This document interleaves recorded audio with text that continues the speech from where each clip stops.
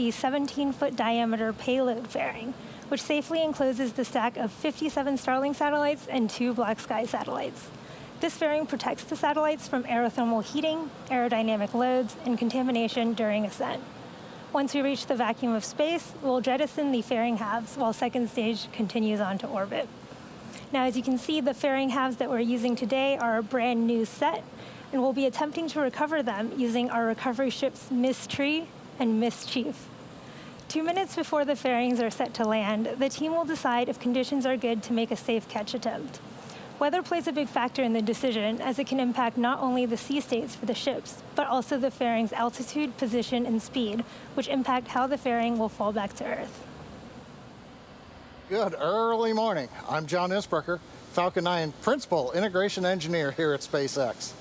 A Falcon 9 rolled out to the pad with the payload just over 24 hours ago. This is the third time we've rolled out Falcon 9 to the pad, following launch attempts on 26 June and 8 July. Through all of this, Falcon 9 has been trouble-free, as the delays have been weather-related and payload-related.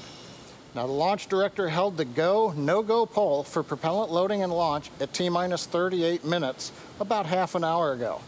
Now, the 7 members of the launch team confirmed they were ready to proceed, and we began propellant loading at T-minus 35 minutes. Now, as a reminder, Falcon 9 is a bipropellant vehicle. That means it uses both a fuel and an oxidizer. Our fuel is rocket-grade kerosene. You'll hear us also refer to it as RP1. And our oxidizer is super-chilled liquid oxygen, also called LOX. Now, currently, the RP1 and LOX are nearly fully loaded on both stages.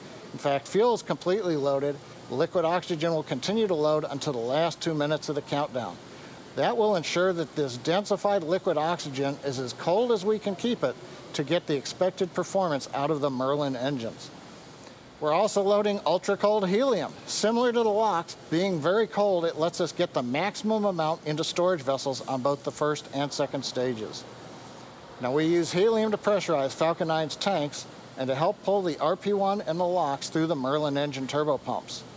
Now, to make sure engine startup goes well, we also perform what we call engine chill. We'll ought to hear that in the background in about 20 seconds at T-minus 7 minutes. We begin flowing a small amount of that super chilled LOX into the Merlin engine turbopumps. This helps get them cold and avoid thermal shock to the system when we do the full flow of liquid oxygen through the turbopumps in the last couple of seconds. Stage 1 engine chill has started. And there we've got the confirmation. Stage 1 engine chill has started. In your picture, there's a white structure next to the Falcon 9. That's the strong back portion of the transport erector. This strong back portion provides the liquids, the gases, electrical connections to the second stage, as well as an air conditioning line up to the payload fairing. Now, in about 2 minutes, that strong back will retract slightly from the rocket, about 2 degrees. Then at T0, hydraulics will pull the strong back farther away from the Falcon 9 as it lifts off. Now, on the weather front, the good news is weather's cooperating. We were watching clouds to the west, but the probability of good weather has been increasing, and we should stay go for the last 6 minutes of the countdown. Also, the upper altitude winds are fairly calm for when this vehicle goes supersonic.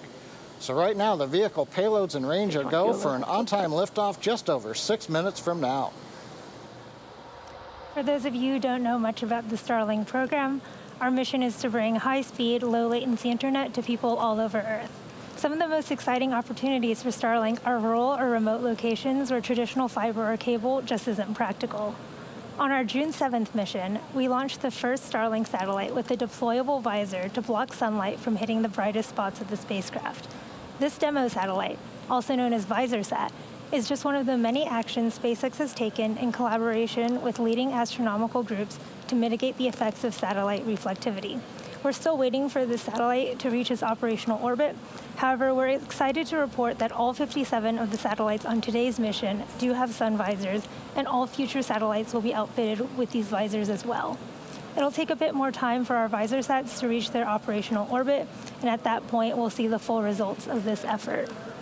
Now, today we also wanted to share a few updates on our rideshare program. SpaceX has launched some notable rideshare missions previously, including spaceflight's SSO-A mission in December of 2018, and the New Centaurus Satu mission in February of 2019 that had a lunar lander on board.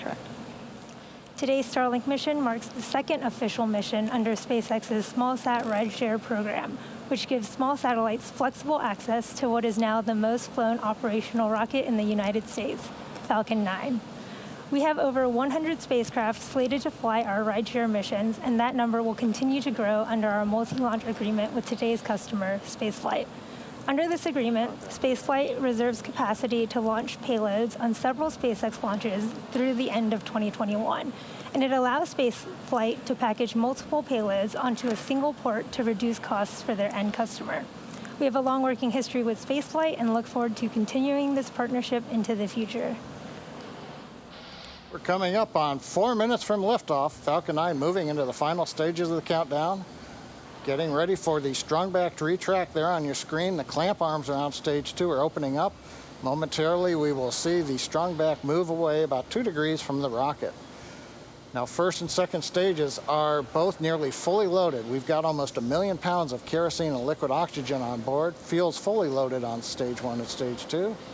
And we are finishing liquid oxygen loading in the last 2 minutes of the countdown. It's that super chilled liquid oxygen that's creating those white clouds that you can see around the Falcon 9 as the bleed gaseous oxygen mixes with that warm, humid Florida air, and that gives you the condensation clouds that you see. Now coming up at T-minus 60 seconds, you'll hear the call out of startup.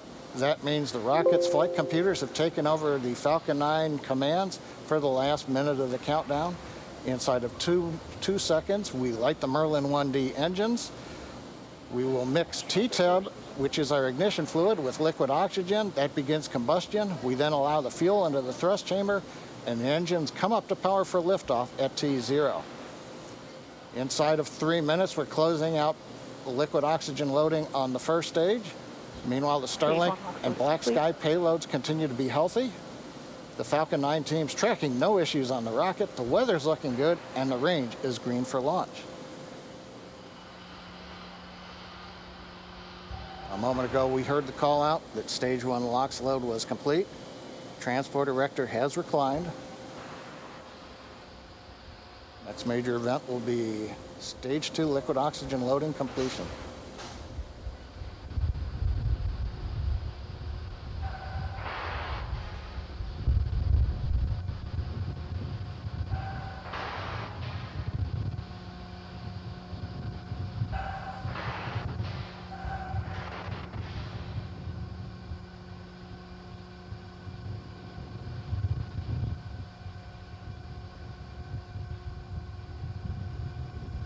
Stage 2 LOX load is complete. We've got stage 2 liquid oxygen loading complete. That means all propellants are fully loaded on the Falcon 9 first and second stages. The chillin announcement was telling us that we've had enough time with the liquid oxygen running through the Merlin 1D turbopumps to get them down to the necessary temperatures to go into the ignition sequence. Currently, you can see a large white cloud coming off of the strongback. That's normal. At this stage, we are now, having fully loaded all the propellants, we're bleeding back the liquid oxygen in the fuel out of the system so that we're getting a little bit of venting overboard, and that gives you the large white plume, again, as that warm, humid Florida air mixes with the cold gaseous oxygen to give you the clouds. Falcon 9 is in startup. Call out. Falcon 9's in startup. Flight computers are now running the Falcon 9. We're pressurizing the stages for flight, and we're waiting for the final go. LD, go for launch. With that, the SpaceX launch director has confirmed we're go for launch. So as we come up on T-minus 30 seconds, let's listen to the final countdown and watch as Falcon 9 takes our Starlink satellites and Black Sky satellites to orbit.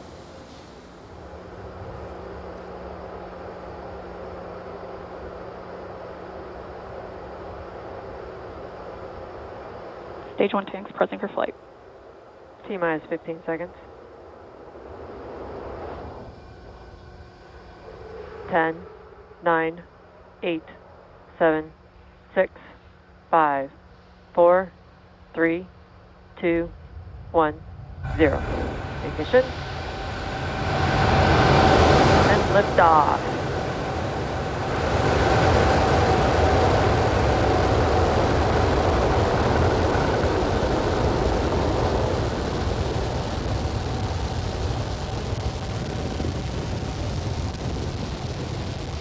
M1D propulsion is nominal.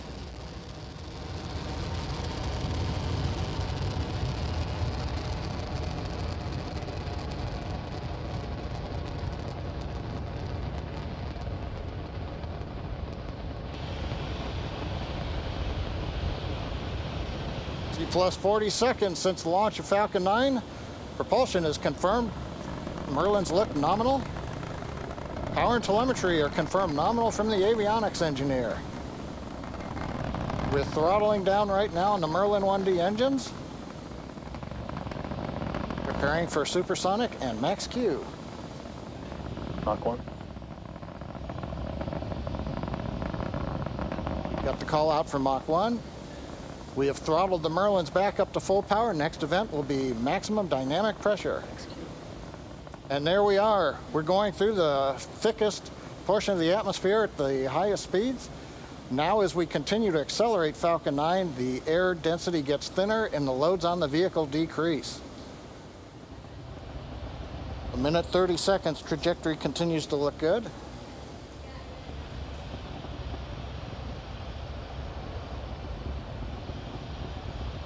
Back dechill. Back dechill indicates we're now beginning to bleed a little bit of liquid oxygen through the upper stage engine turbo pump to get it ready for ignition, coming up in just about 40 seconds from now.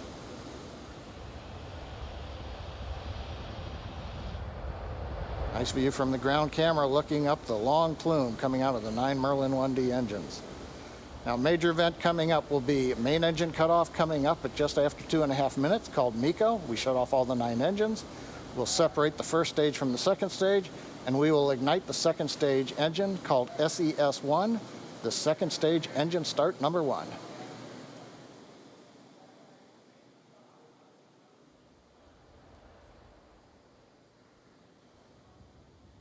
Beginning to throttle down.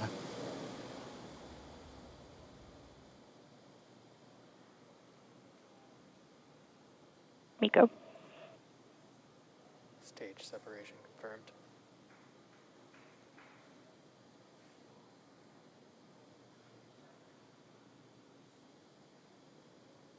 And we've Second got stage successful MVAC full power ignition. The view on the right shows the MVAC engine, the second stage now taking over, carrying the Starlink and Black Sky satellites to orbit. On the left screen, the first stage is continuing without power to coast to apogee, and you can see the large titanium grid fins beginning to open with the lights of the United States in the background as we slowly head up the eastern coast of America. Now, next coming up will be fairing separation. There's a view of the fairing, and we confirm fairing separation. So the Falcon 9 second stage continues at full power, carrying the Starlink and Black Sky satellites to the first of 2 orbits. The first stage is continuing to coast to apogee, and then it will begin to fall back to Earth, and eventually 2 burns to land on the drone ship in the Atlantic Ocean. The trajectory right now continues to look right down the middle. Everything's looking good on Falcon 9. So as we come up on 4 minutes, we will remind you that we are attempting to catch and recover both fairing halves now that they've separated on our recovery vessels Ms. Tree and Ms. Chief. If we make a successful catch, we'll try to bring you these views live. Otherwise, check our social media accounts for updates. Right now, 4 minutes, 20 seconds of the mission. All is going well. While stage 2 is doing its job there on the right, stage 1 is headed back home to Earth. Can't quite see it on the video on the left, but it is doing that, and it will do this by executing a series of 2 burns. The first burn is the entry burn, where 3 of the 9 M1D engines will light up and slow the stage down as it re-enters the upper part of the Earth's atmosphere. The second burn is the landing burn, and this is a single engine burn that brings the vehicle's speed down rapidly in order to land on the drone ship. You can see on your screen that the second stage MVAC is still glowing and in the middle of its burn there, carrying our satellites to orbit.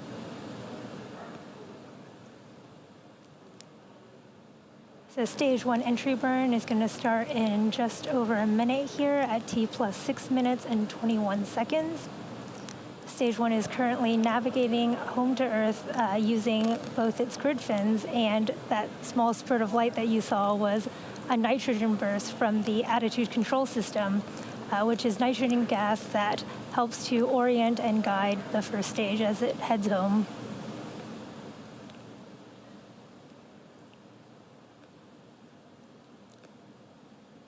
There are 4 grid fins and 4 attitude control thrusters on the inner stage of the rocket.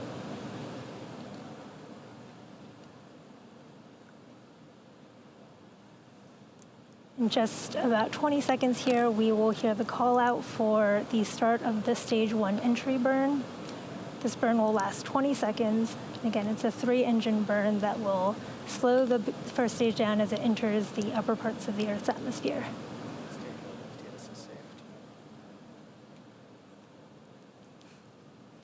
Stage 1 entry burn startup. Heard confirmation of the stage 1 entry burn startup. You can see those backlit grid fins with those 3 engines burning there. Again, this burn lasts 20 seconds.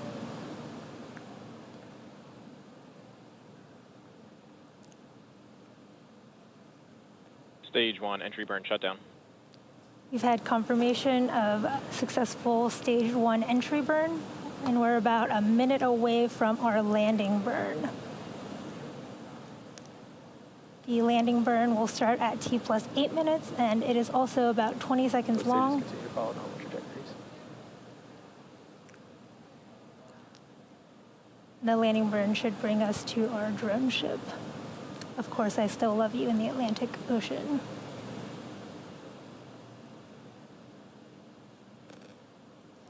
So we have briefly lost that first stage view, but we should get it back when we get closer to the drone ship. We're about 30 seconds out from the stage 1 landing burn. Again, this is a single engine burn. Stage 1 transonic. It's the engine right in the middle. Stage 1 is transonic right now.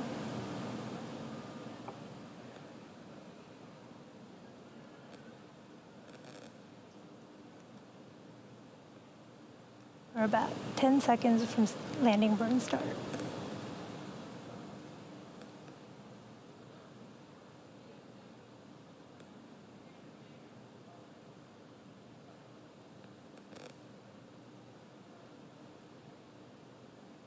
Stage 1 landing burn. Heard the call out for the start of stage 1 landing burn. You can see the clouds sort of lighting up there. Starting terminal guidance. Stage 1 landing leg deploy.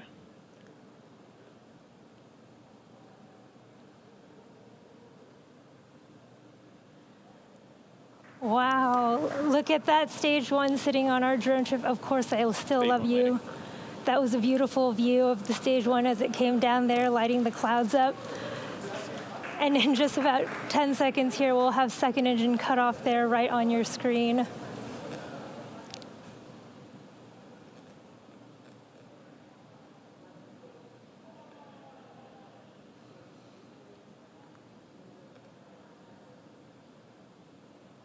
Seco. We've had confirmation of Expected loss of signal, Cape. second engine cutoff, and we're waiting for confirmation of good orbit out of this first burn here.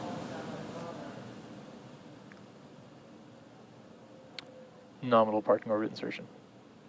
We're in a nominal orbit, and now we're about to enter a coast phase. So we're going to take a quick break, but we're going to leave you with an animation that shows you where we are in the coast. We'll be back at about T plus 46 minutes and 30 seconds for a second stage relight.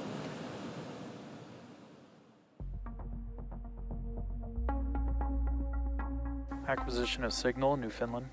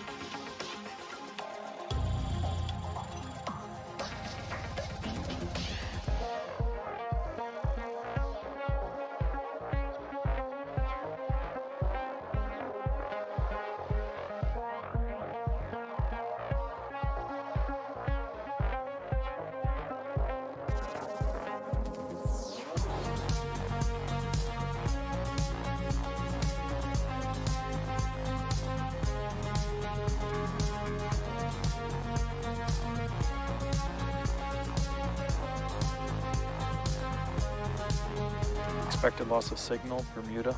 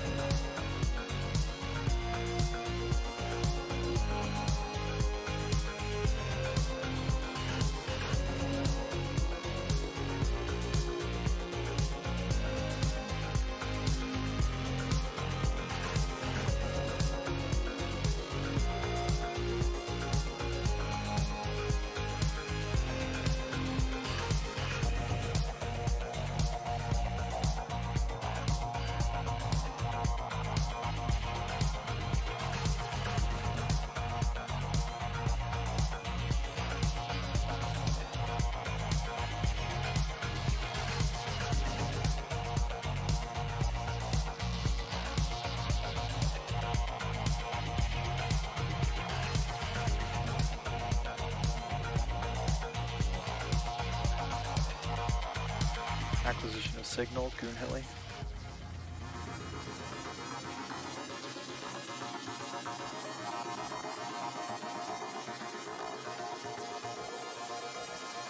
Expected loss of signal, Newfoundland.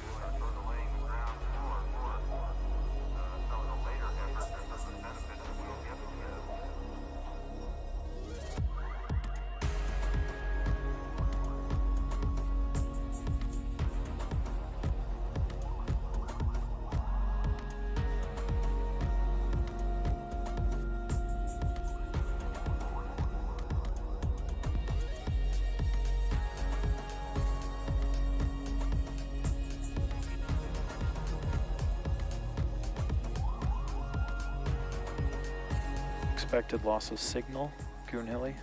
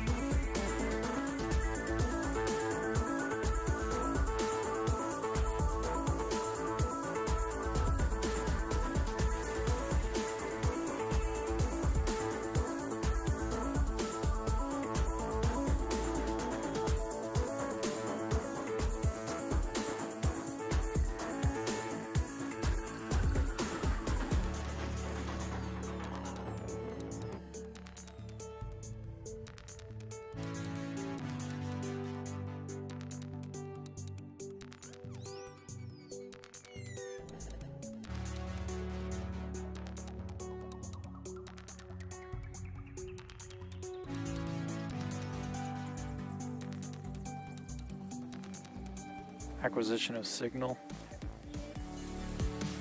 Diego Garcia.